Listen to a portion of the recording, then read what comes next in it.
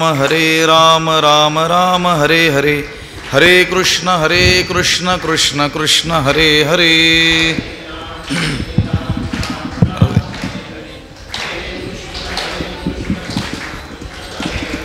पुंडलीक वरदा हरि विठ्ठल श्री ज्ञानदेव तुकाराम, पंढरीनाथ भगवान की जय। माऊली ज्ञानेश्वर महाराज की जय, जगद्गुरु तुकाराम महाराज की जय।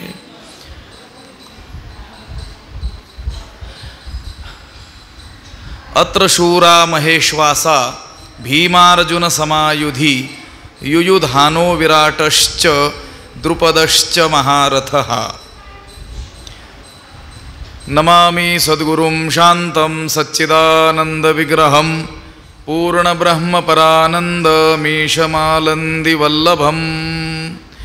नमो सद्गुरु तुकया ज्ञानदीपा, नमो सद्गुरु सच्चिदानंद रूपा, नमो सद्गुरु भक्त कल्याण मूर्ति, नमो सद्गुरु भास्करा पूर्ण कीर्ति। अखंड मंडलाकारं व्याप्तं येन चराचरं, तत्पदं दर्शितं येन तस्मै श्री गुरवे नमः। जयांचे केलिया स्मरण, होय सकळ विद्यांचे अधिकरण, तेची वंदू श्रीचरण श्री गुरूंचे, ते नमस्कारोनी आता। अत्र शूरा महेश्वासा भीमार्जुन समायुधि, युयुधानो विराटश्च द्रुपदश्च महारथः। ग्रंथराज ज्ञानेश्वरीच्या पहिल्या अध्यायाचं चिंतन आपण करत आहोत आणि या पहिल्या अध्यायातील 4थ्या क्रमांकाचा हा श्लोक आहे।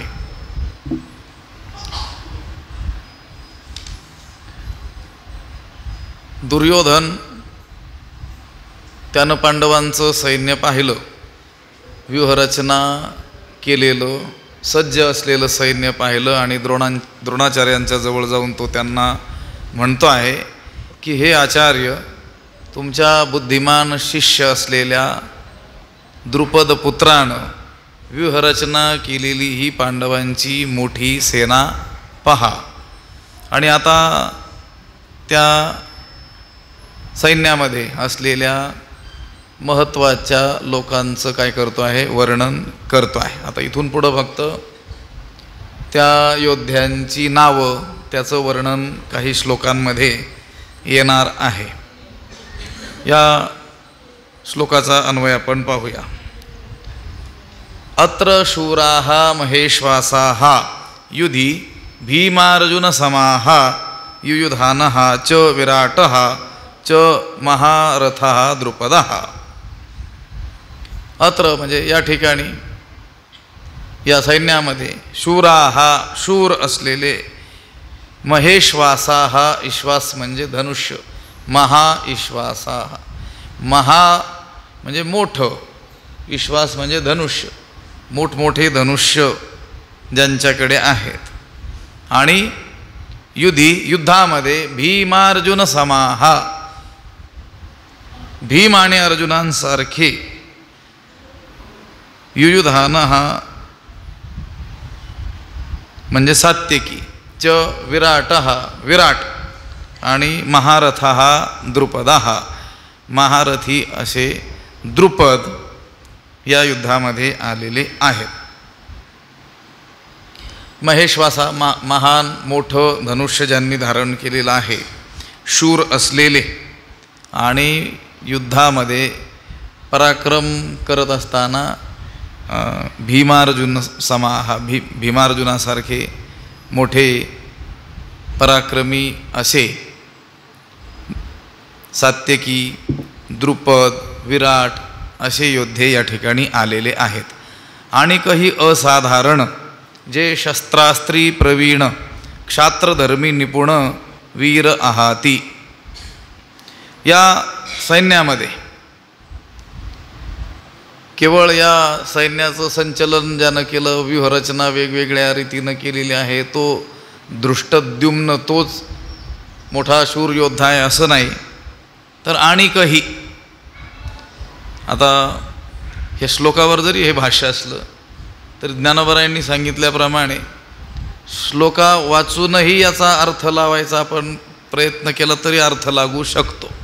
म्हणून वरची जी उभी आहे, जो का तुम्ही शिक्षा पिला, विद्या देऊनी कुरुठा केला, तेणे हा सैन्यसिंह पाखरीला, देख देख असा जो धृष्टद्युम्न, त्याच्याशिवायही आणखी सुद्धा तुम्हाला वाटत असेल की हे सैन्य ज्याने या रीतीनं उभं केलेलं आहे तोच एकटा या सैन्यामध्ये महाबुद्धिवान, महाधनुर्धर, शूर योद्धा असा असेल, तसं नाही. आणखी असाधारण, त्या दृष्टद्युम्ना वाचूनही आणखीही असामान्य असे योद्धे आहेत की जे शस्त्रास्त्री प्रवीण, शस्त्र आणि अस्त्र या विद्यांमध्ये ते काय आहेत, निष्णात आहेत. आणि क्षात्रधर्मी निपुण वीर आहाती, आणि क्षात्रधर्म जाणणारे आहेत, वीर आहेत. आणखी असाधारण, आणखीही जे शस्त्रास्त्रात पारंगत असलेले वीर योद्धे, क्षात्रधर्मात निष्णात असलेले असामान्य योद्धे या ठिकाणी आहेत. शस्त्र आणि अस्त्र, तर शत्रूचा नाश करण्याकरिता अभिमंत्रित करून जे साधन फेकलं जातं त्याला काय म्हणायचं, अस्त्र म्हणायचं. वेगवेगळे अस्त्र, त्याचा प्रयोग त्या काळातील युद्धांमध्ये केला जायचा.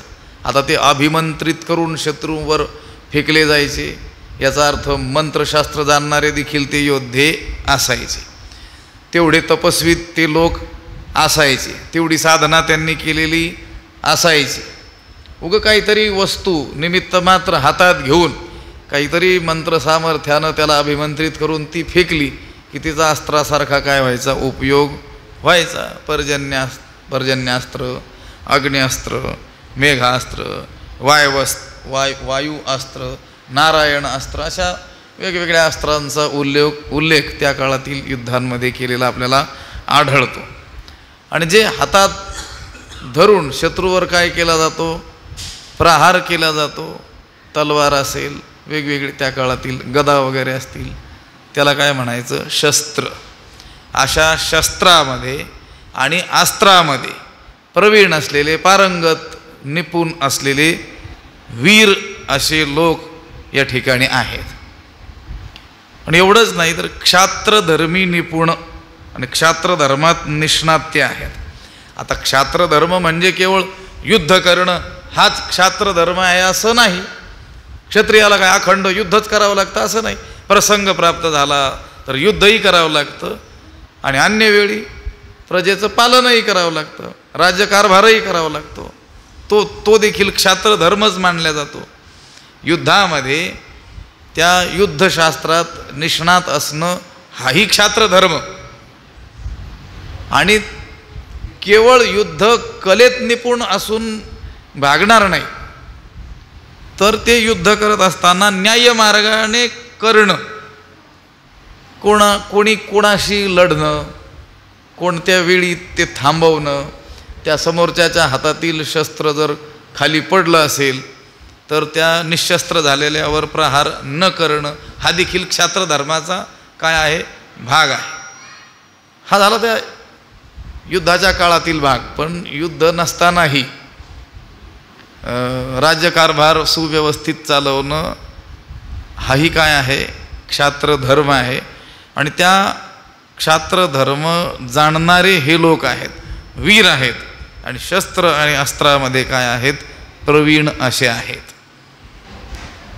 आणि काही असाधारण, जे शस्त्रास्त्री प्रवीण, क्षात्रधर्मी निपुण वीर आहाती, जे बळे प्रौढी पौरुषे, भीमार्जुना सारिखे, ते सांगेन कौतुके प्रसंगेची. या युद्धामध्ये असलेले जे योद्धे आहेत ते बळे, प्रौढी आणि पौरुषे. बळे म्हणजे शक्तीच्या बाबतीत, प्रौढी म्हणजे मोठेपणाच्या बाबतीत, धैर्याच्या बाबतीत, आणि पौरुषे म्हणजे पराक्रमाच्या बाबतीमध्ये भीमार्जुना सारिखे. भीम अर्जुन तर आहेतच, पण आणखीही जे योद्धे आहेत तेही कसे आहेत, भीम आणि अर्जुन यांच्यासारखे आहेत. कशाच्या बाबतीत, बळाच्या बाबतीत प्रौढी म्हणजे मोठेपणाच्या बाबतीत, आणि पौरुषे पुरुषार्थाच्या बाबतीमध्ये भीम आणि अर्जुनासारखेच ते आहेत. म्हणजे पहा, तो या निमित्तानं तो कबूलच करतोय की भीम आणि अर्जुन हे बळ, प्रौढी आणि पौरुषाच्या बाबतीत काय आहेत, श्रेष्ठ आहेत. बाकीचे त्या भीमार्जुनासारखे आहेत असं म्हणतो. याचा अर्थ भीम आणि अर्जुन मोठे आहेत हे तो मान्य करतोय. त्यालाही ठाऊक आहे आणि त्याला आता ठाऊक आहे असं नाही. भीमाचा पराक्रम तर त्याला बालपणापासून ठाऊक आहे. भीमाने फार त्याला काय केलेलं आहे, अगदी लहानपणापासून त्याला बदडून काढलेलं आहे. लक्षात आलं का? त्याला भीमाच्या शक्तीचा चांगला काय आहे, अनुभव आहे. तो म्हणतो शक्ती, धैर्य आणि पराक्रम या बाबतीत भीमार्जुनासारखेच हे आहेत. आणि त्यांची नावं मी तुम्हाला सांगतो म्हणे. ते सांगेन कौतुके प्रसंगेची. प्रसंग आलेलाच आहे म्हणून कौतुकानं मी त्यांची नावं आपल्याला सांगतो. द्रोणाचार्यांना म्हणतो आहे तो दुर्योधन. कोण कोण आहेत? एथ युयुधान सुभटू आला असे विराटू, महारथी श्रेष्ठू द्रुपद वीरू. एथ युयुधान सुभटू. येथे युयुधान लढाऊ, अत्यंत लढाऊ असलेला युयुधान म्हणजे सात्यकी. विराट आला असे, विराट आलेला आहे. आणि महारथी श्रेष्ठ वीर द्रुपद, महारथ्यांमध्ये श्रेष्ठ असलेला असा वीर द्रुपद या ठिकाणी आलेला आहे. 3 जणांची नावं त्याने घेतलेली आहेत, युयुधान, विराट आणि द्रुपद.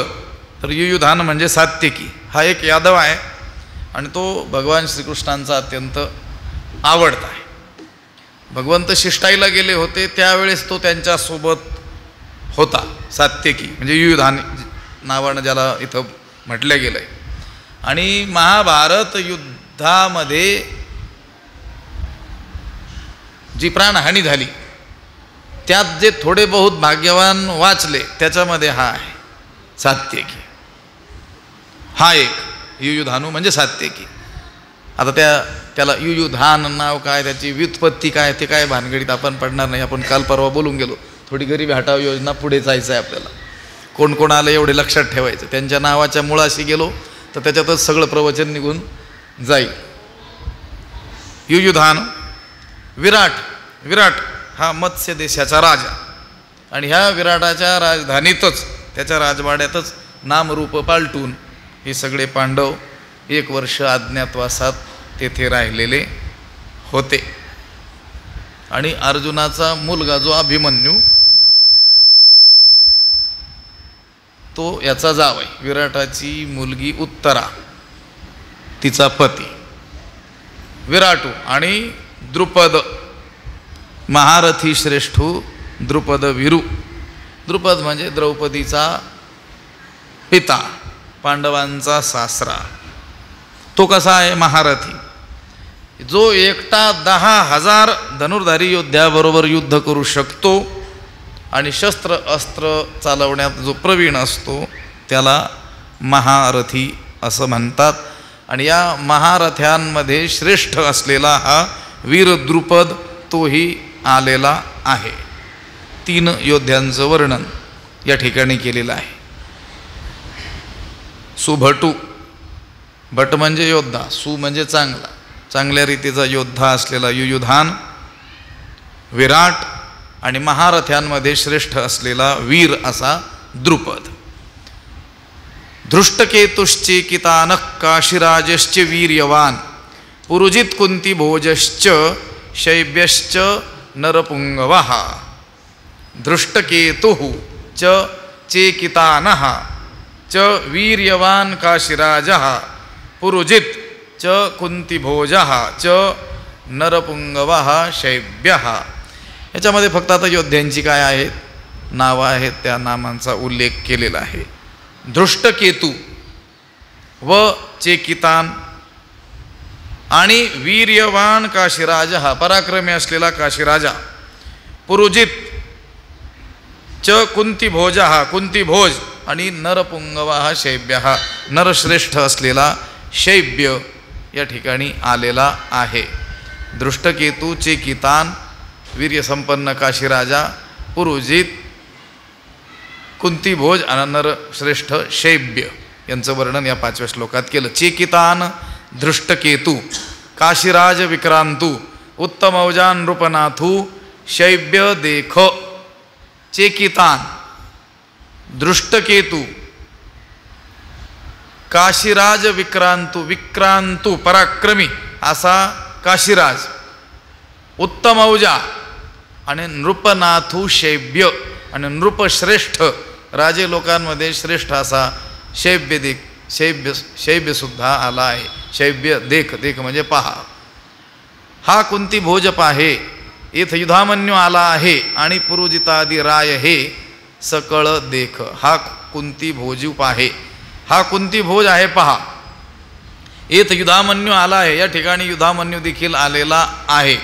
आणि पुरुजितादी राय हे सकळ देख, आणि हे सर्व पुरुजितादी सर्व राजे या ठिकाणी आलेले आहेत. हे दुर्योधन द्रोणाचार्यांना दाखवतो आहे, सांगतो आहे. कशासाठी? हे पाहून घ्या.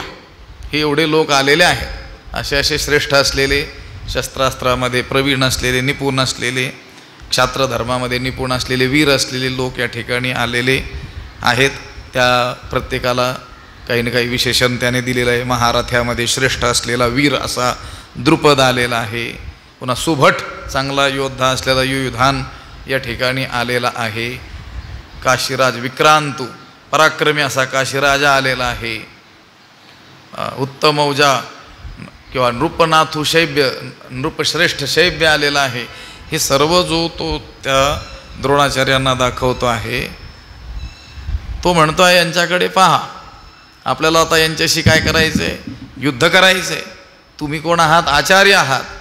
युद्धकलेचं शिक्षण तुम्हीच आम्हाला किंवा या पांडवादिकांना देखील दिलेलं आहे. त्यामुळं आता तुम्हाला प्रत्येकाची क्षमता ठाऊक आहे. आता युद्ध आरंभ झाल्यानंतर कुणाशी कसं लढायचं हे आमच्यामध्ये तुम्हीच योग्य रीतीनं जाणता. त्यामुळं कुणाचा कसा पाडाव करायचा हे तुम्हाला ठाऊक असल्यामुळं यांच्याकडे काय करा? पाहून घ्या. सकळ देख, या सगळ्यांकडं काय करा? पहा. युधामन्युश्च विक्रांत उत्तमौजाश्च वीर्यवान सौभद्रो द्रौपदेयाश्च सर्व एव महारथाः. हा त्याच्यात काही श्लोक मागं पुढे असतील बरं का. कधी 2 श्लोक एकत्र येऊन नंतर ओव्या असतील. तर माझ्या पुढं जी प्रत आहे खंदारकर महाराजांची सार्थ प्रत, त्याच्यामध्ये जसं दिलं आहे तसं मला वाचणं भाग आहे. युधामन्युश्च विक्रांत उत्तमौजाश्च वीर्यवान सौभद्रो द्रौपदेयाश्च सर्व एव महारथाः. च विक्रांतः युधामन्युः च वीर्यवान उत्तमौजाः सौभद्रः च द्रौपदेयाः सर्वे एव महारथाः. च म्हणजे तसेच विक्रांतः युधामन्युः पराक्रमी युधामन्यू, च म्हणजे आणि वीर्यवान उत्तमौजा वीर्यशाली उत्तमौजा, सौभद्रः सुभद्रेचा पुत्र अभिमन्यू, च द्रौपदेयाः तसेच द्रौपदीचे, त्या द्रौपदीचे 5 पुत्र, सर्वे एव महारथाः तसेच सर्वच महारथी या ठिकाणी आलेले आहेत. हा सुभद्रा हृदयनंदनू जो अपरू नवा अर्जुनू अभिमन्यू म्हणे दुर्योधनू देखे द्रोणा. हा सुभद्रा हृदयनंदनू जो अपरू नवा अर्जुनू तो अभिमन्यू म्हणे दुर्योधनू देखे द्रोणा. दुर्योधनू म्हणे द्रोणा देखे. दुर्योधन म्हणतो आहे द्रोणाचार्य पहा. हा सुभद्रा हृदयनंदनू, हा सुभद्रेच्या हृदयाला अंतकरणाला आनंद देणारा आणि जो अपरू नवा अर्जुनू जो दुसरा तरुण नवीनच असलेला जणू काही अर्जुन आहे, प्रति अर्जुनच आहे, तो अभिमन्यू, तो त्या सुभद्रेचा पुत्र अभिमन्यू तो पहा. त्या अभिमन्यूसाठी पूर्ण एक उभी ज्ञानोबरायांनी या ठिकाणी खर्च केली आणि काय म्हटलं? सुभद्रा हृदय नंदनू, सुभद्रेच्या अंतकरणाला आनंद देणारा आणि जणू दुसरा नवा अर्जुनच, दोन रीतीनं विशेषणं त्या अभिमन्यूला दिलेले आहेत. कसा अभिमन्यू? सुभद्रा हृदय नंदनू. कसा अभिमन्यू? जो अपरू नवा अर्जुन, दुसरा नवा जणू अर्जुन आहे, प्रति अर्जुनच हा सुभद्रेचा पुत्र. भगवान श्रीकृष्णाचा हा सख्खा भाचा आहे. अर्जुनाची पत्नी जी सुभद्रा, तिचा हा मुलगा आहे. सुभद्रा या मुलाच्या वेळी ज्यावेळेस गरोदर होती त्यावेळेस तिनं एकदा भगवान श्रीकृष्णाला चक्रव्यूह कसा रचावा असं विचारलेलं होतं. ते सांगण्यासाठी विनंती केलेली होती. त्यावेळेस भगवान श्रीकृष्ण तिला त्या चक्रव्यूहासंबंधी माहिती सांगू लागले. त्यावेळेस सुभद्रा अशी पडल्या पडल्या काय करत होती? ऐकत होती. ऐकताना तिला काय लागली? झोप लागली. ती झोप लागलेली असताना सुद्धा भगवंत सांगत होते आणि तिकडून होकार मिळत होता. तो अभिमन्यूच त्या आईच्या गर्भातून ते सगळं काय करत होता? ऐकत होता. आता त्या भगवंताला आश्चर्य वाटलं की ही तर झोपलेली दिसते आणि होकार कोण देत आहे?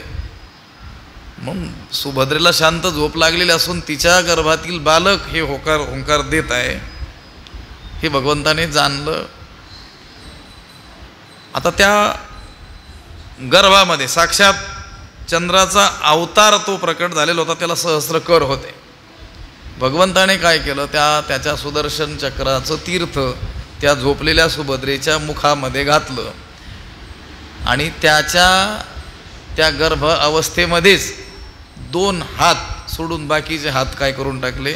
नष्ट करून टाकले. कारण भगवंताला वाटलं हा असाच जर प्रकट झाला तर हा अजेय होईल, कोणाकडूनही जिंकल्या जाणार नाही.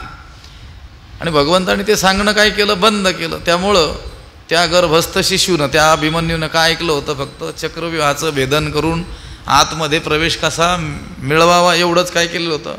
ऐकलेलं होतं. ज्यावेळेस महाभारत युद्ध प्रसंग आला त्यावेळेस त्या अभिमन्यूनं त्या चक्रव्यूहामध्ये काय केला? प्रवेश केला. कारण ते ज्ञान त्याला अगदी गर्भ अवस्थेतच काय झालेलं होतं? प्राप्त झालेलं होतं. द्रोणाचार्य, अश्वत्थामा, कृपाचार्य, शल्य, कृतवर्मा आणि कर्ण अशा 6 योद्ध्यांनी ते चक्रव्यूह रचून ते सांभाळण्याची जबाबदारी उचललेली होती. त्यावेळी अर्जुन हा दुसरीकडे युद्धामध्ये गुंतलेला होता. त्या चक्रव्यूहाचं भेदन अभिमन्यूनं केलं. परंतु आत गेल्यानंतर बाहेर येण्याचं ज्ञान त्याच्याकडे नव्हतं. तरी देखील त्यानं पराक्रमानं त्या सगळ्यांना काय करून सतावून एकदम सोडलेलं होतं. पण कौटिल्यानं या लोकांनी त्याचा काय केला? तिथे वध केला. त्या 6 जणांनी युद्धाचे कोणतेही नियम न पाळता त्याच्यावर एकदम काय केला? प्रहार केला, बाणांचा वर्षाव केला आणि त्या मूर्छित झालेल्या त्या अभिमन्यूला मस्तकावर गदेचा प्रहार त्या दुर्योधनाचा बंधू दुःशासनानं केला. जयद्रथानं त्या अभिमन्यूच्या मस्तकावर लत्ता प्रहार केला. अशा रीतीनं त्याचा काय झाला? अंत झाला. तो जो अभिमन्यू आहे तो सुभद्रेचा पुत्र आहे आणि सुभद्रेच्या हृदयाला, अंतकरणाला आनंद देणारा तो आहे. सुभद्रा हृदय नंदनू. आणि जो अपरू नवा अर्जुनू, जणू तो दुसरा नवीन अर्जुनच आहे पराक्रमाच्या बाबतीमध्ये, शौर्याच्या बाबतीमध्ये. असा तो अभिमन्यू म्हणे दुर्योधनू देखे द्रोणा. हे द्रोणाचार्य त्या अभिमन्यूला देखील आपण पहा. हे वर्णन कोण करत आहे? शब्दज्ञानोबरायांनी वापरलेत, पण तो बोलतोय कोण? दुर्योधन. तो चांगला जाणून आहे या युद्धामध्ये आलेले जे योद्धे आहेत ते एक एक जण कसे आहेत या अभिमन्यूला देखील तो जाणतो आहे. आणखी म्हणतो आणिकही द्रौपदी कुमार. बरं, हा सुभद्रेचा पुत्र हाच असा आहे अपरू नवा अर्जुन, जणू दुसरा नवीन अर्जुनच. पाठीमागही म्हटलं की भीमार्जुनासारखी, भीम आणि अर्जुनासारखे आणखी काही योद्धे आलेले आहेत. अभिमन्यूबद्दल बोलताना नवा अर्जुन तो आलेला आहे. पुन्हा म्हणतो एवढंच नाही, आणिकही द्रौपदी कुमार, आणखीही द्रौपदीचे काय आलेले आहेत? पुत्र इथे आलेले आहेत. ते कसे आहेत? सकळही महारथी वीर, ते सगळेच योद्धे महारथी आहेत, शूर आहेत. मितीनेणी जे परी अपार मिनले असती. या पांडव सैन्यामध्ये असे आणखी कितीतरी महारथी वीर आहेत. त्यांची पूर्ण संख्या मलाही सांगता येणं शक्य नाही, पण पुष्कळ जमलेले आहेत हे मात्र काय आहे, खरे आहे. मितीनेणी जे, त्यांची संख्या मला सांगता येणं काय नाही, शक्य नाही. आणि काही द्रौपदी कुमार, आणखी द्रौपदीचे पुत्र, पांडवापासून द्रौपदीला 5 पुत्र झालेले, प्रतिविंध्य, श्रुतवेन, श्रुतकीर्ती, शतानिक आणि शतकर्मी असे 5 पुत्र ते आलेले आहेत. आणि ते सर्व कसे आहेत? हे सकळही महारथी वीर, हे सर्व महारथी आहेत आणि सर्वजण कसे आहेत? शूरवीर आहेत. आता इथपर्यंत त्यानं पांडव सैन्यातील ठळक असलेल्या योद्ध्यांचं काय केलं? वर्णन द्रोणाचार्यांसमोर केलं. आता द्रोणाचार्यांना हे असं वाटू नये की एवढे लोक यांच्यामध्ये आलेले असल्यामुळं आपण कसं काय युद्ध करणार, म्हणून आपल्याही पक्षातील लोकांचं वर्णन केलं. अस्माकंतु विशिष्टाये तान निबोध द्विजोत्तम नायका मम सैन्यस्य संज्ञार्थन तान ब्रवीमि ते. अस्माकम म्हणजे आमच्या देखील, हे द्विजोत्तम, हे द्विजश्रेष्ठा. कोणाला म्हणतोय? दुर्योधन, द्रोणाचार्यांना. दुर्योधन म्हणतोय आपण कोण आहात? द्विजश्रेष्ठ आहात, द्विजोत्तम आहात. अस्माकंतु ये विशिष्टाः, आमच्याकडचे ही जे विशिष्ट निवडक जे सैनिक आहेत, मम सैन्यस्य नायकाः, माझ्या सैन्याचे जे कोण आहेत? नायक आहेत, नेते आहेत. तान निबोध, त्यांना देखील जाणून तुम्ही घ्या. ते संज्ञार्थन, ते म्हणजे तव, तुमच्या माहितीसाठी, तुमच्या दिग्दर्शनार्थ मी काय करतो? तान ब्रवीमि, त्यांची नावं मी आपल्याला सांगतो. तो म्हणतो केवळ या पांडव पक्षामध्येच हे श्रेष्ठ लोक आहेत असं नाही, आमच्याही पक्षामध्ये मम सैन्यस्य नायकाः, माझ्या सैन्याचे नेते. तिथं आपल्या म्हणायचं ना त्यांनी, लक्षात आलं का? आपल्या सैन्यातील जे नायक आहेत त्यांची नावं मी सांगतो. काय म्हणतो तो? मम सैन्यस्य नायका मम सैन्यस्य, माझ्या सैन्याचे जे प्रमुख नेते आहेत त्यांना तुम्ही चांगल्या रीतीनं काय करा? समजून घ्या. ते लक्षात येण्याकरिता त्या वीरांची नावं मी आपल्याला सांगतो. अगोदर काय म्हणतोय? द्विजोत्तम, हे संबोधन आहे. हे द्विजोत्तम, हे द्विजश्रेष्ठा. आता प्रसंग युद्धाचा आहे. काही क्षणात युद्ध आरंभ तिथं होणार आहे. युद्धामध्ये क्षत्रियाचं काम आहे. आता वर्णानं द्रोणाचार्य ब्राह्मण आहेत, ते याचे आचार्य आहेत. युद्धशास्त्र त्यांनी याला काय केलेलं आहे? शिकवलेलं आहे. पण तो मुद्दाम त्यांना त्यांच्या वर्णाची आठवण करून देतोय. लक्षात आलं का? त्याला त्याच्यातून काय सांगायचं? काही लोक असतात की नाही मुद्दाम खोडसाळपणे बोलणारे, लक्षात, तसं बोलतोय तो. इथं युद्ध आहे आणि तुम्ही कोण आहात? ब्राह्मण आहात. इथे काय देवपूजा करायला आपण आलेलो नाहीत. लक्षात आलं का? द्विजोत्तम, ठीक आहे, तुम्हाला युद्धशास्त्राचं ज्ञान आहे, तुम्ही भलेही काय आहात? आचार्य आहात, पण शेवटी तुम्ही कोण आहात? ब्राह्मण आहात. म्हणून कदाचित तुमचा स्वभाव धर्म जर जागा झाला, लक्षात आलं का? दया, क्षमा, शांती तेथे देवाची वसती, तर आपलं कल्याणच झालं म्हणून समजायचं. ते तसं होऊ नये. यांना राग यावा. कोणाला? द्रोणाचार्यांना, की हा मला काय समजतो? ब्राह्मण समजतो. ठीक आहे, ते ब्राह्मणच आहेत, पण तरी देखील आता मला ब्राह्मण समजण्याचं काय कारण? मी कोण आहे? मी क्षात्र वृत्ती संपन्न आहे, क्षात्र तेज संपन्न आहे.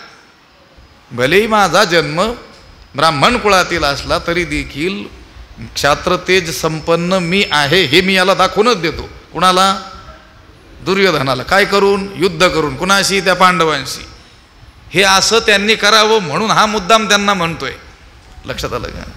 जमेल का पहा बरं का, तुम्हाला हे जमेल का पहा. तुम्ही एकतर कोण आहात? ब्राह्मण आहात. आणि त्यांनी मग काय करावं? त्वेषानं लढूनच दाखवावं की तू मला काय नुसता ब्राह्मण समजतोस का, मी तर क्षात्रतेज संपन्न आहे, पहा मी यांच्याशी कसा युद्ध करतो. ही सगळी राजनीती आहे. लक्षात आलं का? त्या जाऊ द्या, हे चालू असल्यामुळे गडबड होते, काहीतरी वचनं स्फुरतात ते भाऊभूतीनं. याच्यात म्हटल्याप्रमाणे ही राजनीती फार विचित्र असते. वारांगणेव नृपनीतिरणेक रूपा. वारांगणेप्रमाणे ही राजनीती वेळोवेळी आपलं रूप बदलवत असते. लक्षात आलं? एकनिष्ठता नसते. याला एक सांगायचं, त्याला एक सांगायचं, त्यांची भांडणं लावून द्यायची, पुन्हा आम्हीच मिटवली असं दोघावरही उपकार केल्यासारखं दाखवायचं. लक्षात आलं का? अशी ही राजनीती असते. तो राजनेता आहे. म्हणून शिवाय पुत्र आहे कोणाचा? धृतराष्ट्राचा, की जो कूटनीतीमध्ये माहीर आहे. काल परवा कधी बोललो नाही, कूटनीतीचा त्याचा एक आचार्य होता कणिक. त्या कणिक नावाच्या ब्राह्मणाकडे कूटनीतीचं ज्ञान त्या धृतराष्ट्राने मिळवलं होतं. म्हणजे काट्याने काटा कसा काढा, कूटनीती, कौटिल्य, ते सुद्धा तो शिकलेला होता. त्याचाच हा पुत्र आहे दुर्योधन.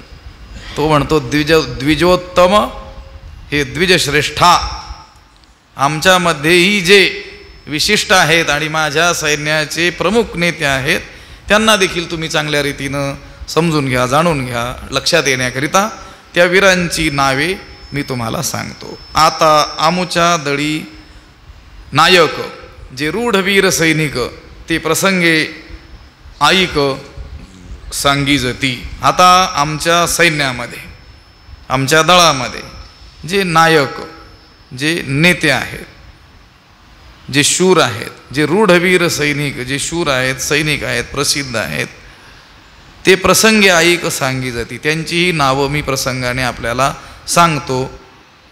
ऐक, ते तुम्ही काय करा, ऐका म्हटले. त्यांच्याच सैन्यामध्ये श्रेष्ठ लोक आहेत, नायक आहेत, जे वीर आहेत असं नाही, तर आमच्याही सैन्यामध्ये तसे लोक आहेत. ते कोण कोण आहेत प्रसंगानं आलंय म्हणून मी आपल्याला सांगतो, तुम्ही ऐका.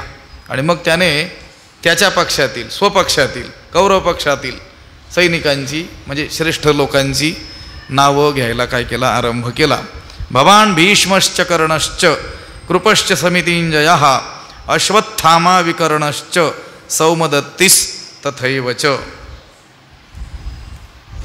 भवान च भीष्मः च कर्णः च समितिंजयः कृपः अश्वत्थामा च विकर्णः च तथा एव सौमदत्तिः. श्लोकाचा अर्थ असा होतो, भवान, भवान म्हणजे आपण.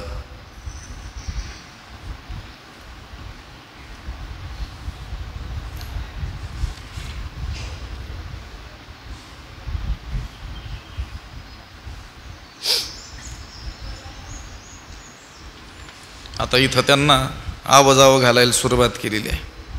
पाठीमागे एकेरीच बोलतो, ऐक, पहा, देख, आणि आता काय म्हणतो, भवान म्हणजे आपण, त्वम म्हणजे तू, आणि भवान म्हणजे आपण. मोठा जर असेल तर त्याला त्या रीतीचा प्रयोग संस्कृत भाषेत करण्यात येतो. त्यांच्या नावापासून त्याने काय केली, सुरुवात केली.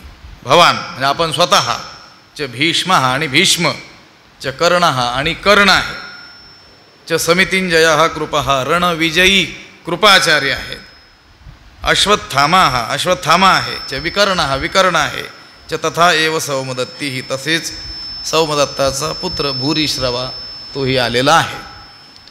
ही योद्ध्यांची जी नावे घेतली, ठळक योद्ध्यांची, त्याच्यात त्याने अगोदर कोणाचं नाव घेतलं, भवान, आपण आलेले आहात. अगोदर काय म्हटला, अस्माकंतु विशिष्टाये, आपल्या सर्वामध्ये विशिष्ट असलेले जे सैन्याचे प्रमुख आहेत त्यांची नावं मी आपल्याला सांगतो. नावे घ्यायला सुरुवात केली त्यावेळेस त्याने सांगितलं, भवान, आपण आहात. आता नाही, भीष्माचार्यांचं त्याने नाव घेतलं. कुणाचं घेतलं, त्यांचं, आपण आलेले आहात. भीष्माचार्यांचं नाव त्यांच्यानंतर घेतलं, भवान भीष्मश्च, मग कर्णश्च कृपश्च समितिंजय, आपण स्वतः या ठिकाणी आलेला आहात.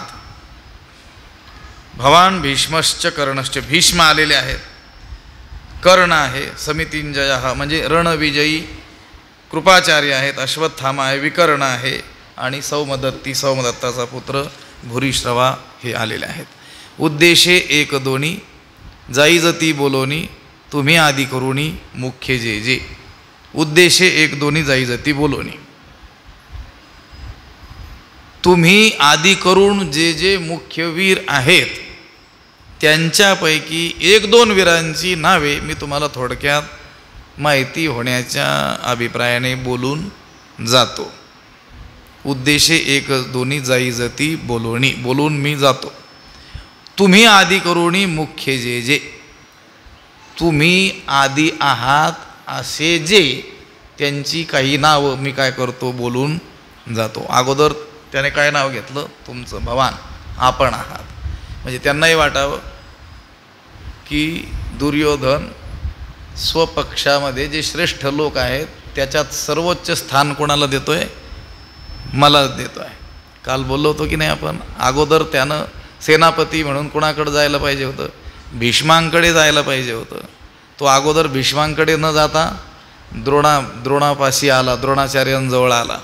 द्रोणाचार्यांनाही वाटावं की सन्मान सर्वात अधिक हा कोणाचा करतोय? माझा करतोय. पुन्हा योद्ध्यांची नावं सांगत असताना अगोदर नाव कोणाचं घेतलंय? माझं नाव घेतलं असं त्या द्रोणाचार्यांना वाटावं. म्हणून तो म्हणतो भवान, आपण माझ्या सैन्यातील जे श्रेष्ठ लोक आहेत त्यातील सर्वात अगोदर आपण आहात. मी बोललो हा कुशल राजनेता आहे. सन्मान देऊन कामं कशी करून घ्यायची हे तो चांगल्या रीतीनं जाणतो.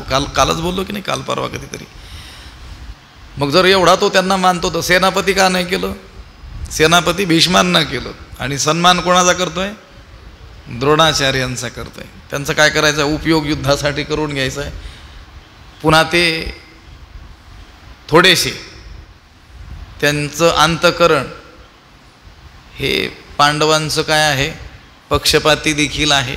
पांडव सहजच सत्वशील असल्यामुळं त्या साहित्यामध्ये वचन आलेलं आहे पहा, पराकुटीचा एखादा महात्मा जरी असला तरी तो सुद्धा पक्षपात करतो. आता आपण म्हणतो त्यांची तर समदृष्टी असते, ते कसे काय पक्षपात करतील? अहो ते सत्वाचे पक्षपाती असतात. जी माणसं सात्विक असतात, सज्जन असतात, सत्शील असतात, त्यांच्याकडे त्यांचं मन आपोआपच काय होतं? झुकल्या जात असतं. आता हे सर्व एकत्र शिकत असताना त्या पांडवांचा स्वभावच सत्वगुणी असल्यामुळं, आज्ञाधारक असल्यामुळं सहजच त्यांनी गुरूंचं मन काय केलेलं आहे? जिंकून घेतलेलं आहे. आणि हे आता यांची नावच दूर आणि दुस या उपसर्गाने सुरुवात होते. दुर्योधन, दुःशासन हे दुष्ट प्रवृत्तीचे आहेत. आपल्याला प्राप्त झालेलं हे शस्त्रास्त्राचं ज्ञान म्हणजे युद्धशास्त्र, युद्धाचं ज्ञान, लढण्याची कला, याचा उपयोग हे कौरव हे जगाला त्रास देण्यासाठीच करतील ही त्यांना ज्ञात आहे. पांडवांना प्राप्त झालेले युद्धाचं ज्ञान हे जगाच्या संरक्षणासाठीच करतील हेही त्यांना काय आहे? ज्ञान आहे. त्या महाभारत काळामध्ये अशी विषम परिस्थिती निर्माण झालेली आहे की नाईलाजानं अनेक लोकांना कौरव पक्षामध्ये युद्धासाठी उभं राहावं लागलेलं आहे. ते काही मनानं आनंदानं कौरवांना जिंकून देण्याच्या उद्देशानं हे श्रेष्ठ लोक तिथे आलेले आहेत असं नाही. आणि हे सगळे पांडव हे सगळं जाणत आहे. त्यामुळं यांच्याकडं पाहत असताना ते शत्रुबुद्धीनं पाहतच नाहीत. अर्जुनाला जो मोह झाला यांना सगळ्यांना पाहून, तो हे शत्रू आहेत या दृष्टीनं पाहतच नाही. सगळे स्वजनच आहेत, गुरु आहेत, मामे आहेत, सासरे आहेत, सर्व बंधू आहेत, पुत्र आहेत, हे सगळे जमलेले आहेत असंच तो भगवंताला सांगतो. आणि कुणीही सामान्य जो मनुष्य आहे त्याच्या अंतकरणाची जी स्थिती आहे तीच अर्जुनाच्या अंतकरणाची झालेली आपल्याला दिसून येते. कारण सगळ्यांचं प्रतिनिधी तर कोण आहे? अर्जुन आहे. म्हणजे पांडव हे कसे आहेत? सहजच सत्वगुण संपन्न असल्यामुळं हे गुरु असलेले द्रोणाचार्य, आचार्य यांचं मन त्यांच्याकडे सहजच काय होतं आहे? ओढतं आहे. आता युद्धाला भलेही ते कौरव पक्षामध्ये दुर्योधनाच्या बाजूने आहेत, पण त्यांचं मन त्या पांडवांकडे ओढतंय. याचा परिणाम युद्धावर होऊ नये. युद्ध करत असताना यांनी आपण ज्या रीतीनं त्या पांडवांशी शत्रुबुद्धीनं युद्ध करणार आहोत त्याच रीतीनं यांनी काय केलं पाहिजे? युद्ध केलं पाहिजे. यासाठी जे जे करणं शक्य आहे, जे जे बोलणं शक्य आहे, ते सगळं करू पाहतोय. कोण? दुर्योधन. म्हणून अगोदर आला द्रोणाचार्यांजवळ, पुन्हा आता योद्ध्यांची नावं घेताना देखील तो म्हणतो आपण आहात म्हटले. भवान भीष्मश्च करण, तुम्ही आदी करुणी मुख्य जे जे. म्हणजे त्यांना वाटावं की भीष्मांपेक्षा देखील हा मला अधिक मानतो आहे, माझ्यावरतीच युद्धाची जणू काही याने एक प्रकारे जबाबदारीच टाकली की काय, असं तो काय करतोय त्या बोलण्यातून केवळ दर्शवितो आहे. उद्देश एक दोन्ही जाईज ती बोलवणी, तुम्ही आदी करुणी मुख्य जे जे. हा भीष्म गंगा नंदनू, जो प्रताप तेजस्वी भानू, रिपू गज पंचाननू कर्णवीरू. हा भीष्म गंगानंदनू. हे जे भीष्म आहेत हे कसे आहेत?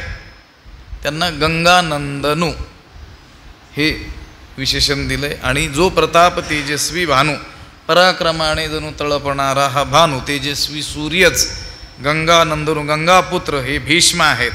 आणि रिपू गज पंचाननू कर्णवीरू.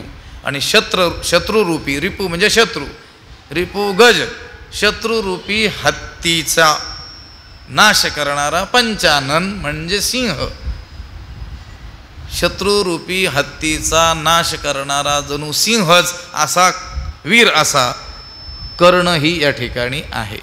आता कर्णाला देखील रिपू गज पंचाननू आणि भीष्मांना प्रताप तेजस्वी भानू, गंगानंदनू हे दोन विशेषणांनी गौरविलेलं आहे. पराक्रमाने तेजस्वी जणू प्रचंड सूर्यच असा हा गंगेचा पुत्र भीष्म, आणि शत्रुरूपी हत्तींचं विदारण करणारा जणू सिंह असा हा वीर कर्ण या ठिकाणी आलेला आहे. या एकेकाचे नि मनोव्यापारे, हे विश्व होय संहरे, हा कृपाचार्य न पुरे एकलाची.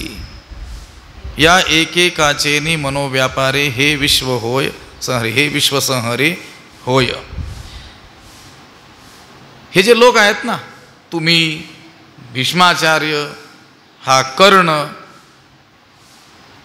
कृपाचार्य, हे लोक म्हणजे जणू कसे आहात तर एकेकाचे नि मनोव्यापार. या एकेकाच्या नुसत्या संकल्प मात्रानं, त्यांच्या केवळ मनात येण्यानंच हे विश्वसंहरे होय, या विश्वाचा नाश होऊ शकेल एवढं यांच्यामध्ये काय आहे, आपल्यामध्ये काय आहे, सामर्थ्य आहे. तिघांची नावं घेतली ना आपण, भीष्म आणि कर्ण. कृपाचार्य कसे आहेत? हा कृपाचार्य न पुरे एकलाची. एवढंच काय, आपण तिघं तर असे आहात की आपल्या केवळ संकल्प मात्रानं ह्या विश्वाचा देखील काय होऊ शकतो, नाश होऊ शकतो. ही ओवी कधी कधी कुठेही वापरतात लोक. लक्षात आलं का? मोठी मोठी माणसं आलेली असली, महात्मे लोक, या एकेकाचे नि मनोव्यापारी उलट्या अर्थाने वापरतात. लक्षात आलं का? दुसरे काही शब्द किंवा काही नाहीत का कुठं साहित्यामध्ये? किंवा ज्ञानेश्वरीमध्येच संतांचं वर्णन, ज्ञानांचं वर्णन करताना जे विशेषण ज्ञानोबारायांनी वापरले, नमनामध्ये ज्या ओव्या वापरल्या त्याचं नाही वापरणं. या एकेकाचे नि मनोव्या. आणि मला वाटतं कधी कधी खरंही असतंय की काय, लक्षात आलं का? या एकेकाचे नि मनोव्यापारे, हे विश्व होय समज. युद्धाचा प्रसंग आहे तिथं, आता मरणं आणि मारणं याच्याशिवाय दुसरा विचारच केला जाणार नाही.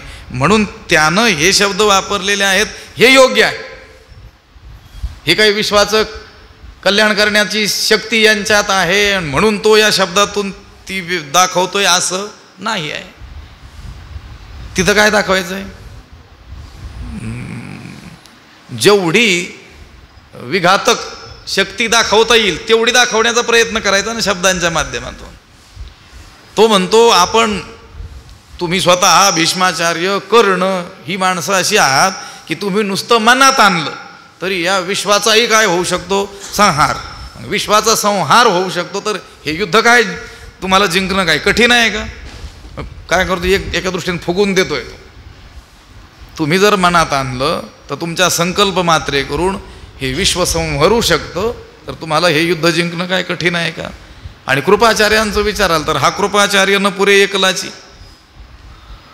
हा एकटाच पुरेसा आहे युद्ध करण्याकरिता. एवढं सैन्य, हा सर्व सेना संहार आणण्याची आवश्यकता नाही. एकटे कृपाचार्य म्हटले तरी हे युद्ध काय करतील, जिंकतील. हा कृपाचार्य न पुरे एकलाच. येथ विकर्ण वीरू आहे, हा अश्वत्थामा पैल पाहे, याचा आडदरू सदावा हे कृतांतुमणी.